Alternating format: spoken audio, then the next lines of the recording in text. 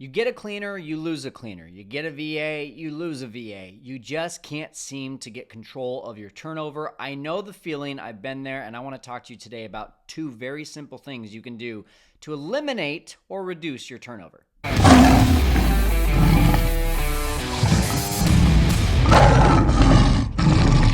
Hey, what's going on, guys? Kyle Stanley here with the Fearless Investor Podcast, and today is a solo podcast, and I want to do more of these types of podcasts.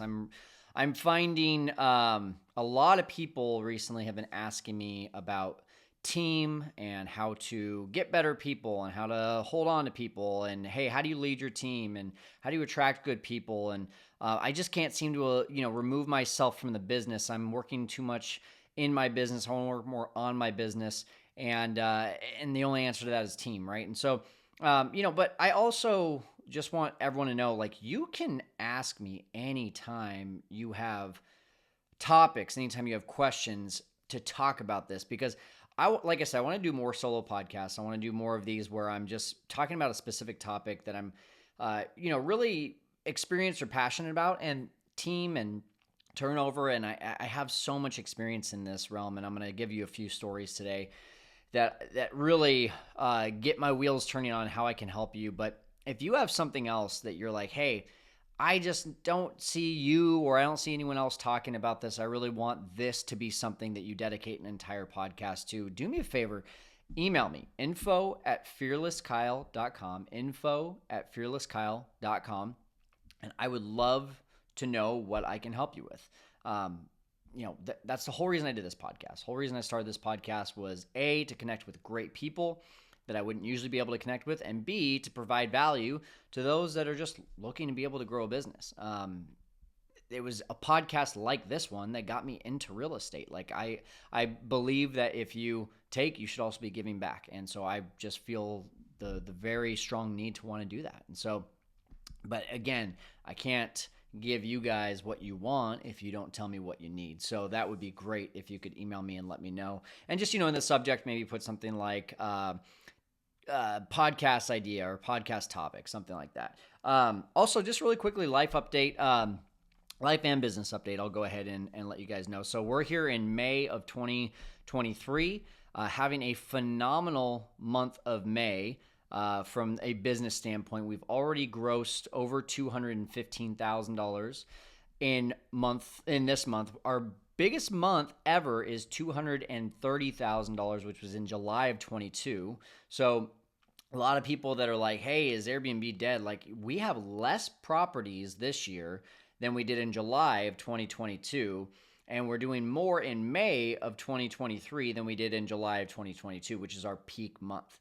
So why is that? It's because we made a really concerted effort at the beginning of 2023. We said, hey, we're seeing too many of these properties that are just the average, 2-bedroom, 1-bath, 3-bedroom, 2-bath, even 4-bedroom, 2-bath that do pretty well here in Fresno. We saw a lot of those properties that were doing well a couple of years ago really starting to just, get from going at 90% occupancy at $140 a night to now, 70% occupancy at $125 a night. And we saw that drop, and we said, okay, if we want to really be efficient and effective, we have to start making some people unhappy, right? We had to make a few calls and say, hey, we're just not able to take on this property anymore. So we got rid of some of the fat. We're still doing that. That's an ongoing process. That wasn't just a overnight, we dropped 20 properties. We dropped about 7 or 8 properties, and we added on, since the beginning of this year, actually about 5 or 6 that are just top 5% in our portfolio.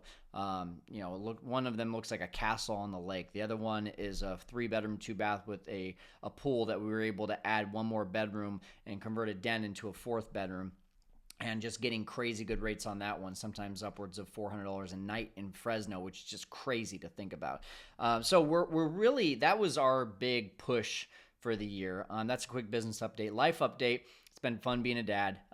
We're now at month 3, week 15, about to be week 16 of Madeline Joy being around.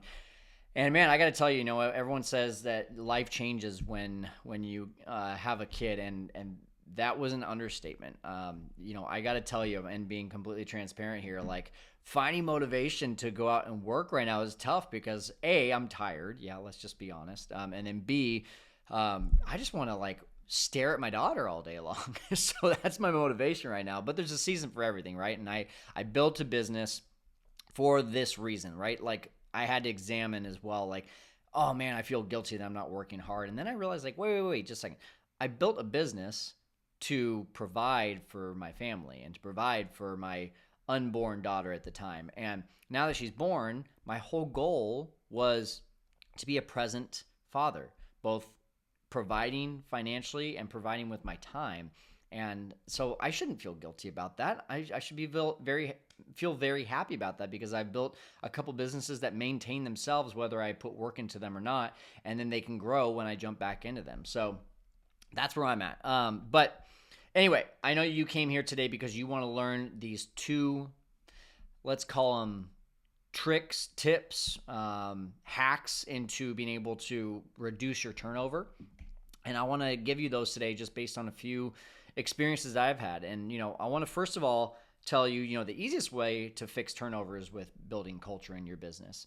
And I'm not going to get into that a whole lot today. That's not one of the tricks or tips, but it's something that you hear about all the time, right? Like create a great culture and people will want to stick around. And so, some ways that you can do that, team get-togethers. We do like team parties. We actually just had a Taco Tuesday as a team, and we brought all the cleaners and invited everyone on the team to come out. We do, a lot of reach out to the team individually. Like I'll call the team, I'll call a random cleaner, I'll call a random handyman, I'll call one of my employees, and I'll just say, hey, when I'm first getting to know them, I'll just get to know them, get to know their goals. But then I'll check in and I'll just say, hey, how are things going? Like, what can we do to make life a little bit better? And just giving them a platform to be heard, right?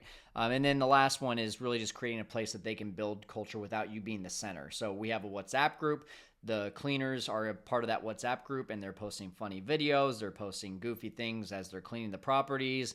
And we see the craziest stuff in there. But, they all feel like they really know each other before even meeting in person. And then we do these team get-togethers and they meet in person. So, if you're not doing any of that stuff with your team, or if you're not building that, right, and starting to create a culture, then, the stuff that I give you today doesn't really matter, because what I'm going to give you is strategical. I feel like what's his face, Will Ferrell doing George Bush. Strategery. That's the plan here. Strategery. No, but so if you're not doing these things, if you are doing these strategical things that I'm going to give you today, but you're not creating culture, then at the end of the day, you're still going to have turnover issues. But if you want to really start to reduce turnover, here's the two things. So number one, we don't want to complicate things. And number two, we want to have a very set onboarding process. So let me go into that just a little bit deeper. So I'll start with a quick story.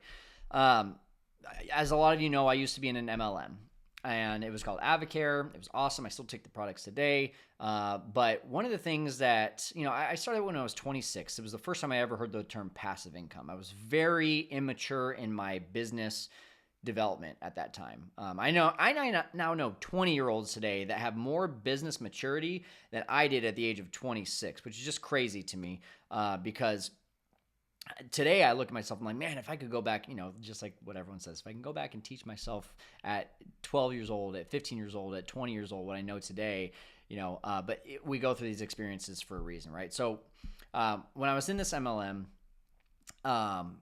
basically the whole idea of an MLM, a multi-level marketing company, is it's multi-levels. You not only sell the product or the service, but you also recruit people to also sell and use the product or service themselves, which, whether you agree with that or not, it's not up for debate right now. What I learned, though, in this business was a lot of leadership qualities. And one of the things that I learned was, man, I just had tons of turnover. I could recruit anyone, like no one's business. I was always one of the top recruiters. Whenever they would do like the bi-weekly boards, they would be like, okay, Jen had 2, Stacy had 1, Debbie had 3, and Kyle had 7. Like, wait, how did you do that, Kyle? And I would always be like, yeah, I'm just always talking about it. But I was always bringing in 7 and losing 6 and bringing in 10 and losing 9. And, it was always this turnover. So relating that to the Airbnb business, right? Do you ever feel like you're bringing in 6 cleaners and losing 4? Or do you feel like you're bringing in 1 cleaner and losing another? Or feel like you're bringing in a handyman and losing another handyman, right? Like those are the things that I kind of equate it to today. And one of the reasons that I did not hold on to people was because I complicated things. Instead of just saying, here's what you do, A, B, C, here's a resource, go watch it, and you'll get a lot more clarity, right? Making it easy. I got on 30, 45 hour-long phone calls with these people, which is not passive, by the way. It was very active. And I just made them become overthinkers, right? You take someone, think about, I'm a baseball player. I love baseball. I was a baseball player, I should say. Love baseball. And you think about someone with just a good raw swing who is, they're hitting home runs, they're in AAA, and you bring them up to the majors and you try to fix 6 things all at once. What are they going to do? They're going to struggle. They're going to become insecure because they're like, wait, I was having success in the minors, and now I'm being told to change all these things, and now I don't know, was I successful or was I not? And they start to second guess themselves. And number 2 is that you give them so many things to work on at once, they can't comprehend all of that, right? Like if I tell you, and baseball players, you'll follow me on this. If I tell you, stop dropping your hands, stop opening your hips too soon and all this stuff, and you try to do it all at once, your mind can't take on all those things all at once. But if I could tell you, hey, here's one thing to work on, here's one thing to focus on, and keep it simple. If I had done that in my MLM business, if I had just said, instead of getting on a 45-minute phone call, but instead said, hey, go talk to 3 people this week and watch this video. It'll give you some good direction on how to be able to talk to people. Come back to me whenever you have any questions, right? That's simple. And there's a resource included with that. The second reason that I had a bunch of turnover in my MLM business was I didn't have a good onboarding process. I would bring on people, and depending on what was on my mind that day is what I would talk to them about, right? Like, oh, hey, so I just had a conversation, yada, yada, yada. Here's how I could have done better. Or, hey, okay, tell me about these people. Tell me about these people. Who are you going to go talk to? And I would, instead of just coming to the table with, here's the next steps. 1, you're going to put together a list. 2, you're going to pick up the phone and call everyone that is top 10 on that list. Number 3, you're going to call me and tell me how all those phone calls go. Number 4, instead of doing that, right, I just gave a bunch of information and hoped that they could translate it and go and do it.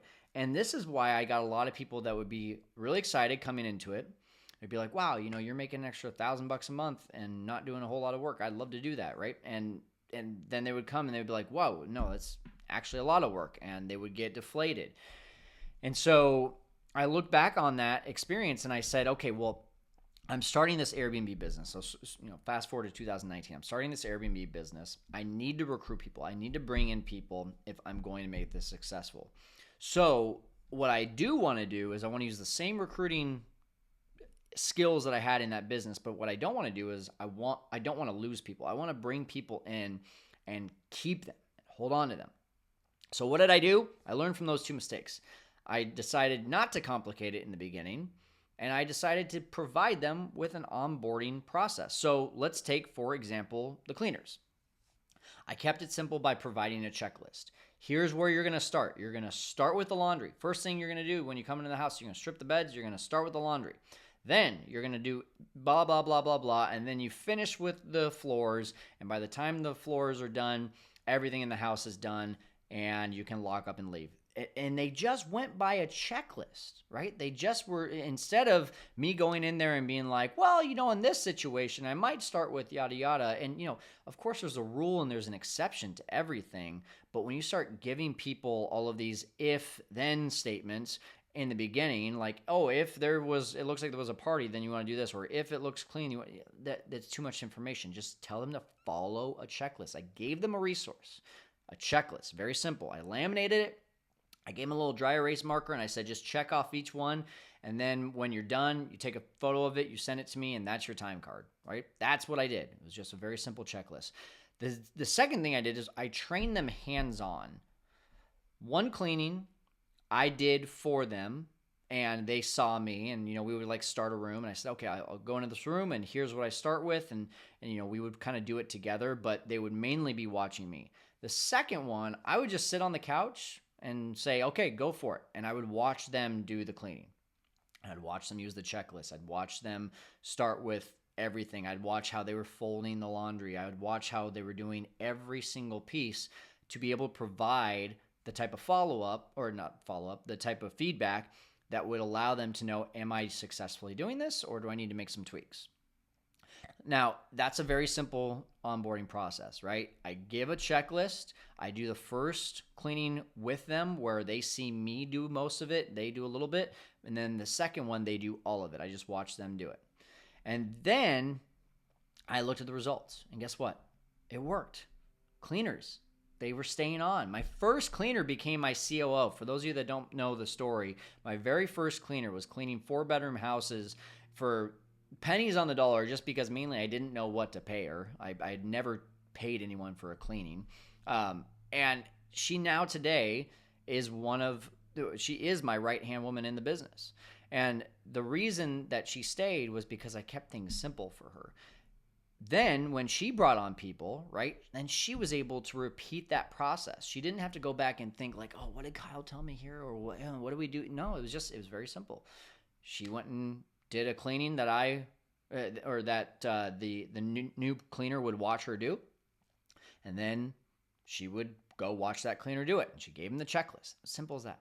Like usually the most viable answer to anything is the simplest option, right? We try to overcomplicate things. We try to make things really, really complex. You ever have those aha moments from people that you really look up to and you're like, whoa, it was as simple as that? That's the difference between them and I, is just that very simple thing, right? It's not this overcomplicated, like, need to go do soul searching, be like Aaron Rodgers and go and do a retreat kind of thing, right? No, we're just learning very simple things here. So that was the first story there. The next story was about a year later. All right. And so I'm sharing these stories for a very specific reason, and I want you guys to really hear this. So I hired 3 VAs. So I already had this cleaning thing figured out, right? We were getting cleaners. We were holding on to them. Unless they were just performing poorly, they were staying on the team. Then the next thing was, we're at 30 properties, and we can't handle all this guest communication. We have to hire VAs, virtual assistants, for those of you that don't know what VAs are. So I hired 3 VAs. In 1 year, I lost 3 VAs. That is a 100% turnover rate, for those of you that don't know or don't have your calculator out. Why was that? Well, because I was making the same mistakes as when I was in my MLM. All right. I complicated it, and I didn't provide a structured onboarding process. It was as simple as that. I would just bring them in and say, okay, you have Airbnb experience, so you know how to do this. I'm going to add you as a co-host, and just go ahead and start responding to guests. And then I'd be upset with, like, why is it taking you 30 minutes to respond? And wait, why did you say that? That doesn't, and I realized, like, well, just because you know how to do Airbnb doesn't mean that you know how to respond to guests the way that I like. Doesn't mean that you know that because this property is located at 123 Main Street that it's only half a mile away from a Starbucks. Like, you don't know these things. So what have I done? I've complicated it for you because I oversimplified it and therefore made it complicated, right? Because they were just guessing at what they were supposed to say. And because they didn't know what my standards were, because we didn't have an onboarding process, they just figured, okay, this guy's chill, so I'm just going to respond whenever I feel like it. And that wasn't the case. So what did I learn from that mistake? Well, I changed in year 2. I was actually at a I can't remember the event, but I was at an event and someone said, the reason that your VAs are not, no, it wasn't an event. I actually signed up for an educational mastermind, and the reason I signed up for it is I said, I just can't figure out how I'm going to be able to get from 30 to 60 to 70 properties and beyond, because we're kind of tapped out. We're at our max. And as soon as I got in there, they said you need to be able to provide, they called it a playbook. I now call it a company manual. You need to provide a playbook to your team so that if you were to die tomorrow, they could read through the playbook and know how to run your business. I was like, oh, there's that resource. And then I thought back, I'm like, wait, that's exactly what I do for my cleaners. I give them a checklist. They do the job well. If I didn't give them a checklist, then they probably wouldn't do the job well. Why would I expect anything differently from VAs? This is a very comprehensive checklist, right? Because it's a company manual. Any of you that have had a corporate job know that you go through training, and it's usually based on a company manual. And so I had to spend over 100 hours making this company manual and trying to make it as simple as possible. I had to sit there and I really had to ask myself, okay, I have all these feelings inside about how and why I respond in a certain way to a guest, but I need to change those feelings into systems. So I would literally sit down and I would say, okay, let's see, what would a guest ask? Okay, a guest asked for a discount. How would I respond to that? And I usually respond with, well, how much of a discount are you looking for? Okay, why would I respond with that? I respond with that because if they are within about 5 to 10% of where of the original price, I'm okay with that, and then I can go for it. But if they're not, then I'm going to negotiate to go about 10% of the original price. And so all I had to do was think about that and say, okay, now let's put that into a system. Let's type that out. Let's put it into the quote unquote playbook or company manual. And I literally did that for about, 40, 50 different systems. And I created all these resources. I created more checklists. I created templates. I created everything. It took so much time. But what happened was I now had that resource that simplified this process so that when a VA came on and they got a question from a guest that said, hey, can I get a discount? All they had to do was go over to the company manual and Command F discount, and boom, there's discounts. Oh, okay. So when a guest asks for a discount, here's what I say, and they could just copy and paste these responses until they eventually got to the answer of either accepting or declining the guest. That was how we were able to simplify this process. But the onboarding process, right? Because I can't just give a resource and say, good luck. I have to have an onboarding process too. So what do? We put them on as co-hosts for 5 days before their actual initiation date so that they could watch us and just see how we're responding to things and start to even cross-reference that with the company manual. Okay, so, this guest just tried to request to stay, and there was a very specific message that was sent. Let me see if I can cross-reference that and look at the company manual and see if that's the same. Oh, look, it's the same. It's the exact same message in the company manual as I'm seeing right here. And we simplified it because every single time they could see like, wow, all I really needed to do is just know how to use copy and paste 90% of the time. And the other 10% of the time, I need to use a little bit of critical thinking, right? So that was the first step was first 5 days, they're added as co-hosts. Along with that, we gave them a set, it was about 3 videos of training. And those 3 videos of training really just went into what is your day-to-day going to look like and what are the ways and how do you use this company manual? How do you understand how to be able to use it in order to accomplish your daily routine? And then that was the last resource I gave them in the onboarding process was a daily checklist. Here's every day. When you log in, here's what you're going to do. You're going to first of all check in by messaging us on WhatsApp saying, hey, checking in.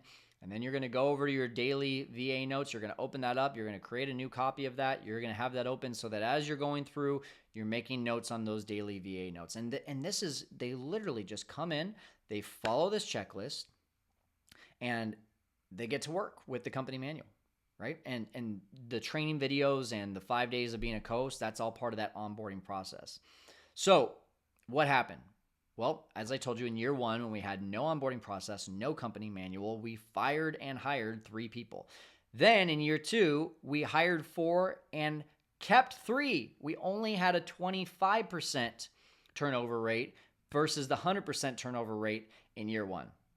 Pretty amazing, right? And the only difference was that we had a simple resource to show them how to do the job. And then we had a very duplicatable I think duplicatable is the right word, not just simple, because I wouldn't call our onboarding process necessarily simple. It's time consuming, but it's duplicatable because it was 3 steps: checklist, videos, get added as a co-host. That's duplicatable. That's easy. All right. So, as you're hearing, right, have a resource and keep onboarding simple. So what I also want to just talk about really quick here, if you notice, a lot of what I'm talking about is I'm doing the things and they're watching, right?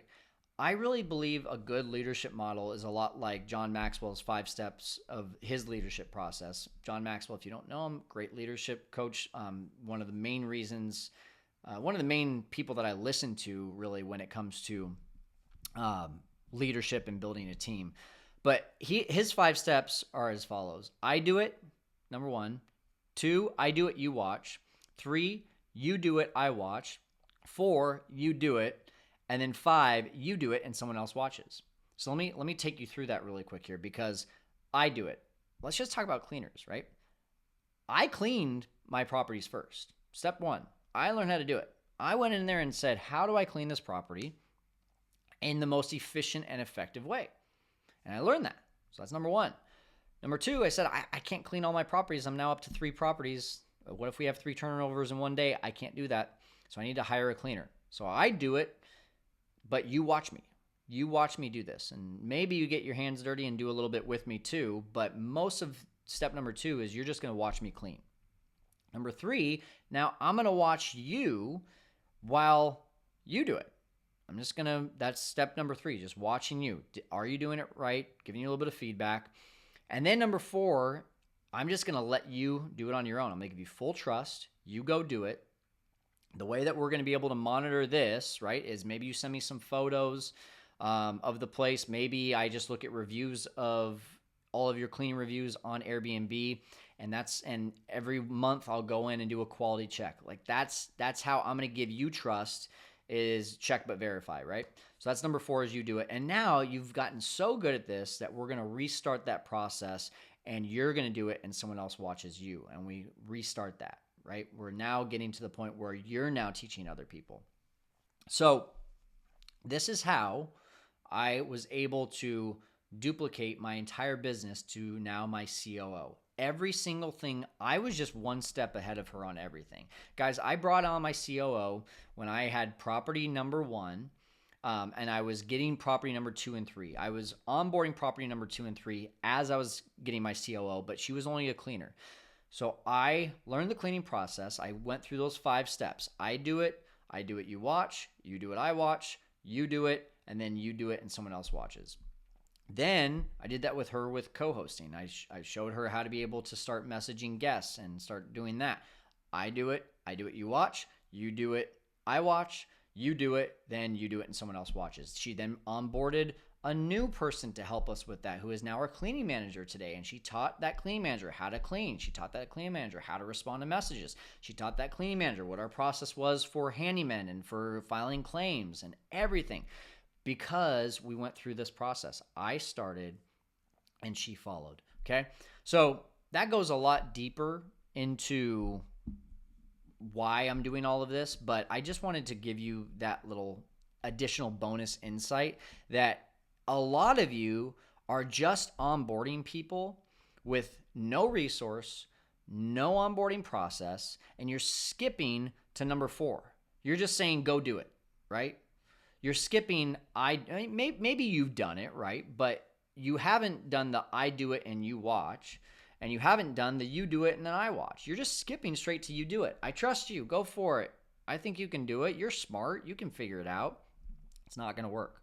I don't care how smart they are. It's not going to work. So I hope this was helpful today. I'm not going to speak anymore about this. I don't want to complicate this anymore. Let's keep it simple, right? Very simple. Have a resource so that you don't have a complicated start to this relationship, and have a very simple onboarding process. If this was helpful, I would love, if you would share it with someone, especially in the Airbnb space. Share it with them. Share the link. If it's a YouTube video, if it's the podcast, you can share that as well. And no matter which one you're on, podcast or YouTube channel, leave a comment or a review. YouTube, very easy. Leave a comment. star, like the video. And then on the podcast, if you can leave a 5-star review and tell me exactly what you got out of this podcast, I'd love if you could do that. This helps us tremendously, helps me tremendously to get out to more people, to just make us a better community, right? I have a strong mission, and the whole reason, a lot of people ask me, like, why do you have a YouTube channel and a podcast if you are already a successful host? Well, first of all, why not?